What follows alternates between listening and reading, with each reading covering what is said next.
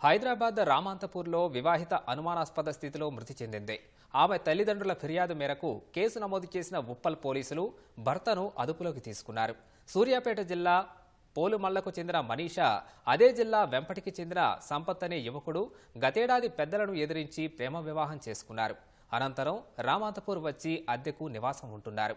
ఈ క్రమంలో నిన్న రాత్రి తమ కుమార్తె మృతి చెందినట్లు ఫోన్ రావడంతో మనీషా తల్లిదండ్రులు కంగు తిన్నారు. ఇంట్లో అనుమానాస్పద స్థితిలో మృతి చెందిన యువతి మృతదేహాన్ని పోలీసులు గాంధీ ఆసుపత్రికి తరలించారు. కొంతకాలంగా తమ కుమార్తెను వరకట్నం కోసం సంపత్ సహా అతని కుటుంబ సభ్యులు వేధిస్తున్నారంటూ మృతురాలి తల్లిదండ్రులు ఆరోపించారు.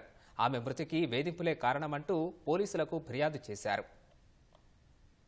లవ్ మ్యారేజ్ తర్వాత ఇక్కడ హైదరాబాద్కి వచ్చి హైదరాబాద్ ఆరోగ్యమార్గంలో మ్యారేజ్ చేసుకుంటే దానికి కొద్దిగా మేము డిస్టర్బ్ చేసిన తర్వాత వాళ్ళు ఇక్కడికి హైదరాబాద్కి వచ్చి ఇక్కడనే కాపురం పెట్టుకోరు. మేము అట్లా కూడా 2-3 సార్లు కూడా వాళ్ళను ఇక్కడికి వచ్చి కూడా వాళ్ళను మేము ఇది చేసి అంటే మామూలుగా మాట్లాడి చేసి ఎంకరేజ్ చేసి సరే తీసుకుపోదని అంటే దాని మీద మా వాళ్ళు ఎవరు రాలేదు. దాని మీద మా పాప గిట్ట కొద్ది రోజుల దాకా మంచిగానే ఉంది.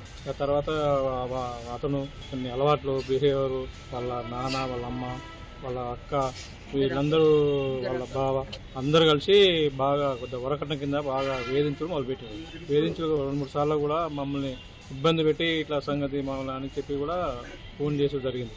అట్లా కూడా జరిగినా కూడా మేము వాళ్ళకు చెప్పినా కూడా వినకుండా మా పాపని రాత్రి 11:30కి ఇట్లా సంగతి మా వాళ్ళు వేరే వాళ్ళు ఫోన్ చేసి ఇట్లా డెత్ అయిందని చెప్పి అన్నారు. అనగానే మేము అనుకోకుండా ఇక్కడికి వెళ్ళొచ్చినాము.